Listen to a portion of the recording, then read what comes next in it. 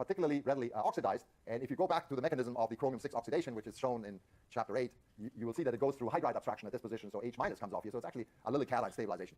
This won't be in any exam because it's Chem 3A, so I'm staying away from intricacies like that, but that's why. Okay? So bottom line is this is more reactive than that.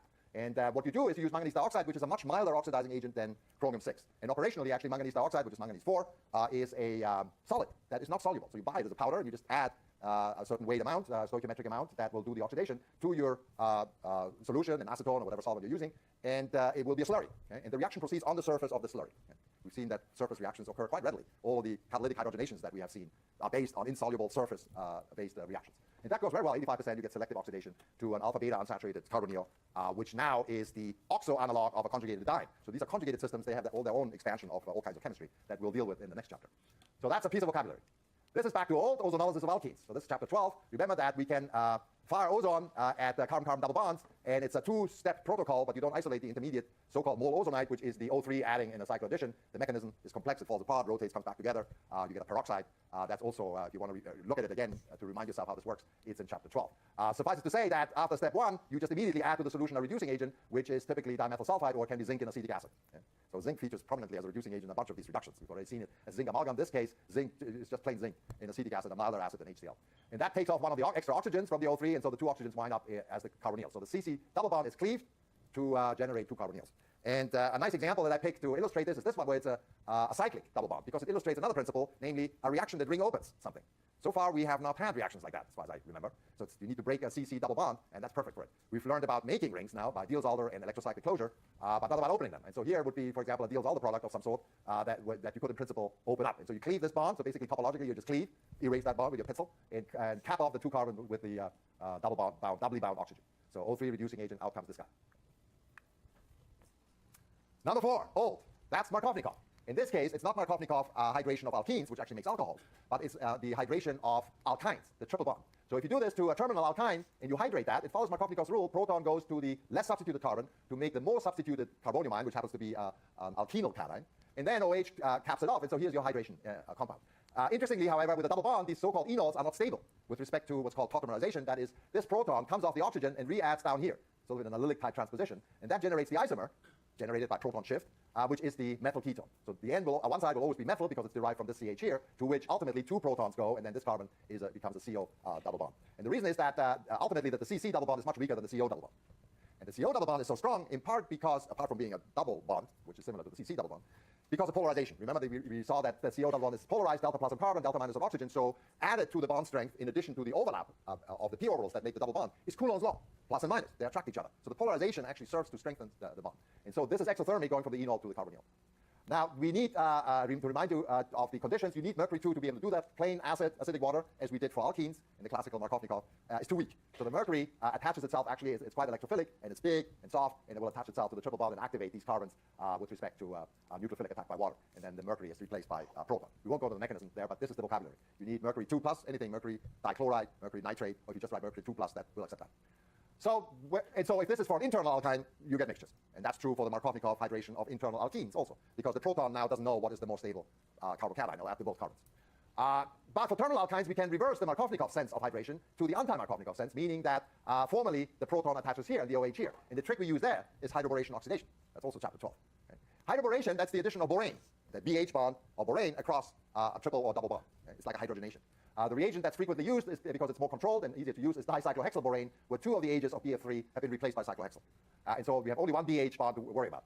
And hydroboration is controlled not by electronics, but by sterics, okay? Because it's almost like a concerted addition across the CC triple bond, so BH adds. And so sterically, the terminal carbon is less hindered, and so boron winds up at this end, and hydrogen there. And then, by basic hydroperoxide treatment, that's the oxidation step, which proceeds by initial attack of hydroperoxide anion to boron, which is a Lewis acid, right? And then rearrangement, you get the corresponding water addition product. And notice now it's like that, but exactly the opposite regioselectivity. Now the OH is at the terminus, the proton here. This one, of course, is an enol. It's unstable with respect to proton shift to the corresponding ketone. And so this proton goes from here to here, and we get the corresponding aldehyde now. So the anti-Markovnikov hydration always gives an aldehyde because there's an H here, and the CO double bond is at this carbon. The Markovnikov hydration always gives a methyl ketone. Okay? So you have control over these two. So again, retrosynthetically, get used to looking at these functions and think of where they might come from. So if you see a CH2COH unit, basically an ethanol piece hanging off somewhere, it's an acetylene. It's a mask acetylene. Yeah. That compound? Yeah. That's another. There's several of these borane reagents. So you don't have to remember that. You can just use BH3. Okay? Because BH3 will work, just not as well, but that, we're not worried about that. So borane is fine. Okay? And borane will go 3 times, actually, but it doesn't matter as far as you're concerned. So, number 5, old but more recent. Hard to call this old because it's only 2 weeks old. Right? And that's real class acylation. That's another ketone synthesis. So you can take a benzene ring and an alkanoyl halide, and you treat it with the catalyst, aluminum trichloride, and you get the alkanoyl benzene. And typically, you don't have to write the acidic workup. Even though, in this case, the acidic workup is actually a reaction, because remember, although you don't have to write that either, you need to use aluminum chloride in slight excess, more than 1 equivalent, so it's not really a catalyst, because the carbonyl that's formed complexes the aluminum trichloride. That oxygen has 2 lone pairs, and it's sufficiently basic, or to put it differently, aluminum chloride is sufficiently Lewis acidic. It just goes for that electron pair. And it sticks, so it doesn't go back into solution, so it can't turn over as a catalyst in this function here. So you typically use 1.1 equivalents, something like that. We also can use anhydride for this reaction. We downplayed this, but it's the same process and essentially the same mechanism. Instead of chloride, we have the acetate as a leaving group. That does the same thing. We'll come back to that when we talk about carboxylic acids. That's it for the carbonyl synthesis. So it's only one piece really of new vocabulary. The rest of it is review. So review the summary of reactions in chapter 12 and chapter 8. Tear them out of the book if you want to or something, and keep them all together so you can write them on cards so you have a palette of reactivity to use in synthesis. Let's have a break. Learn something new. And that comes in with reactions of carbonyl compounds. And here's a little generic picture of aldehyde and ketone and the regions of reactivity. And it's reasonably simple. The addition to the carbonyl function, because of its polarization, delta plus here, delta minus here, meaning electrophiles will attack here primarily. We don't see any, the only electrophile we'll see is proton, and that's by far the most prevalent reactivity. And more importantly, nucleophiles attack here. And we've done this with Grignard reagents and hydride reagents and so forth. So we'll see, I'll summarize that in the next slide. So there's the simple addition chemistry, which is governed completely by Coulomb's law. But there's an additional feature, namely, you may not have recognized that, although I alluded to this already. This is a double bond. Okay? It happens not a CC double bond, it's a CO double bond, but generically it's a double bond. And so the position next to a double bond is allylic. Okay? That's an allylic position. And therefore, this guy has unusual reactivity. And it manifests itself primarily in the acidity, because unlike a CC double bond, this is a polarized double bond, where this is delta plus. And that delta plus pulls on this electron pair here, making this even more acidic, just by induction, than resonance will give you. Moreover, in the anion is a delocalized allylic anion. It just happens to bear an oxygen. And that oxygen is crucial because it's very electronegative. So we now have 2 different resonance forms, where the resonance form with a negative charge on oxygen dominates as a contributor to the true picture of the molecule. In other words, we get what's called an enolate anion that has most of the negative charge on the oxygen, but still considerable amount of negative charge on the carbon. And we'll use that in corresponding chemistry. So the chemistry of the allylic position will be part of next chapter. We'll focus here on the carbonyl function. So what do we know already? This is all old hat, so this is old.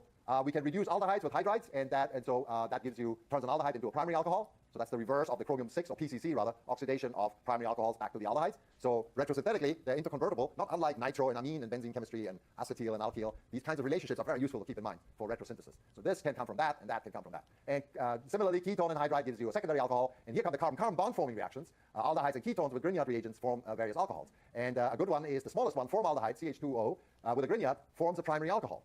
And so retrosynthetically, whenever you stare at hydroxymethyl, or CH2OH, think of it as being derived from formaldehyde, and the Grignard derived from whatever the rest of the molecule is. Okay? That's retrosynthetic thinking. You see a building block, a piece in the molecule, say, I know how to make that, or to introduce that piece by using a Grignard reaction. And similarly, aldehyde plus Grignard gives you secondary alcohol. Ketone plus Grignard gives you a tertiary alcohol. For these two, remember, you can also disassemble them in 2 different ways. In this case, I have made R dash the Grignard piece, but you could invert. You could make this R and this R dash, and you get the same molecule. So there are 2 ways of putting together secondary and tertiary alcohols by the Grignard method. That was the essence of the introduction to retrosynthetic analysis in chapter 8. So I would go back and look that up, actually, even as preparation for your exam on Thursday. So now these are all reagents so far that we have used from chapter 8 that are really hot. Okay? They just see the carbonyl and the delta plus on that carbon and B line, they go right for it and add. Okay? And they kick out the electron pair, you get O minus. Actually, it's the initial product, and only on aqueous workup or acidic workup do you protonate after aqueous acid workup. You protonate the O minus. We just don't write that step. Okay? Now, we will discuss a class of much milder nucleophiles that will also add. But in order to add, you have to spiffy up the carbonyl function either by acid catalysis, or you have to spiffy up the nucleophile by making it an anionic nucleophile to add. And these are reactions where the reaction itself is not as downhill as a hydride reaction or Grignard reaction. It's almost even keel, such that we set up an equilibrium. Okay? That's a unique situation we haven't seen before. And the nucleophiles we use are actually the typical nucleophiles we already saw in chapter 6 and chapter 7, nitrogen and oxygen-based nucleophiles, particularly chapter 7, where we discuss water and related nucleophiles to do this. And so here's the first. Let's do water. Water is the simplest one. And we've already seen that reaction, so it's a good one to start with. Namely, carbonyl compounds get hydrated. Okay? So when you do this in aqueous solution or in a solvent that tolerates water, like acetone, the water will add to make what's called a geminal diol or a hydrate. Okay? So this is like a Markovnikov addition to a CC double bond, except that it's governed by Coulomb's law in the sense that this is polarized, delta plus, delta minus. So the H plus, the delta plus part of water goes to the oxygen, and the OH part goes to the carbon. And the net result is this. And there's an equilibrium that gets set up, and that equilibrium constant is often around 1. Sometimes it's less, sometimes it's more. We'll see what governs that in a minute. So this equilibrium constant, as you could already guess, depends on how reactive, how unhappy the carbonyl function is. Electron withdrawing substituents make that blue even bluer, right, because they take away even more electron density. That makes this even hotter. That drives the equilibrium to the right. So K is larger than 1. And donating substituents, on the other hand, make that blue less blue, and therefore the equilibrium actually lies to the left. So as pointed up here, we need either a little bit of acid or a little bit of base to be able to pull off this reaction. And very simple mechanisms to this, and the first mechanism here is actually an essential mechanism that pervades the next 4 chapters in its invariations of the scheme. So it's better. And I'll do that on the board.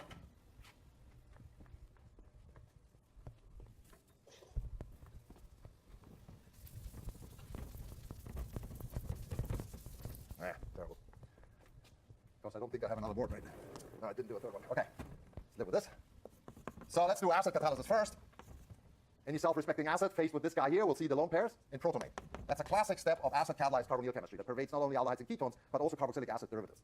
And that activates the carbonyl function with respect to nucleophilic attack at that carbon, because now we can write another resonance form that shows the full carbocation here. There's another very important aspect of this particular structure. So write it down on a piece of paper and carry it around in your pocket, because it shows you that, sorry, what am I doing here? Hydroxy. That a hydroxy substituted carbocation is nothing else but a protonated carbonyl, and vice versa. See that? It's the same molecule. It's just 2 different representations of the structure. So when you see hydroxycarbocation, immediately think protonated ketone. And protonated ketone is very acidic. Proton falls off. It's really a ketone. Okay, ultimately. So if you generate a protein carbocation by some other means, it will fall into the carbonyl form very quickly. Okay, so this accentuates the fact that we have an activated carbon, and so now water will attack that carbon. All right. Yeah, okay, here we go. And that will give you the protonated hydrate, which then loses a proton to the water that's around. We'll write it as minus H+, but it's hydrated proton. And that gives you the product.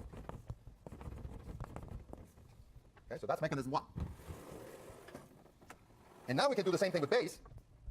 And with base, the sequence of events is just reversed, such that the nucleophile adds first and protonation comes last.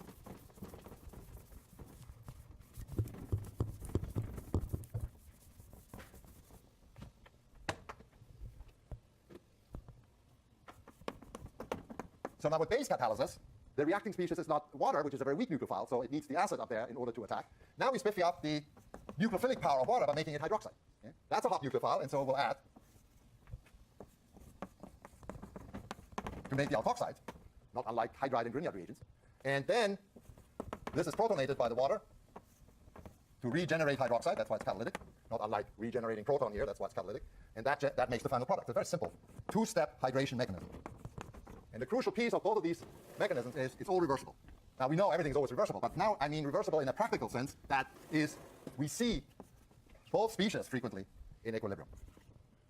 Or even if we don't see them, the equilibria are such that both species are readily accessible in an equilibrium situation. And so both have to be considered when you fire off a reagent at such a species say, in water, that both the hydrated form might react or the non-hydrated form might react. A case where we saw the hydrated form react was the overoxidation with PCC.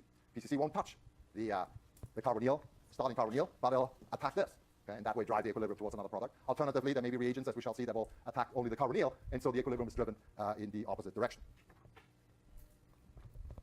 So we alluded to the fact that these equilibria can be shifted, so these are hydration equilibria, and they're shifted as you might expect. Donating groups, so I'm starting over on the right with the most stable carbonyl in the series here, donors stabilize the CO polarization, meaning they stabilize the delta plus here, and so that carbonyl is not as hungry as others might be. Once you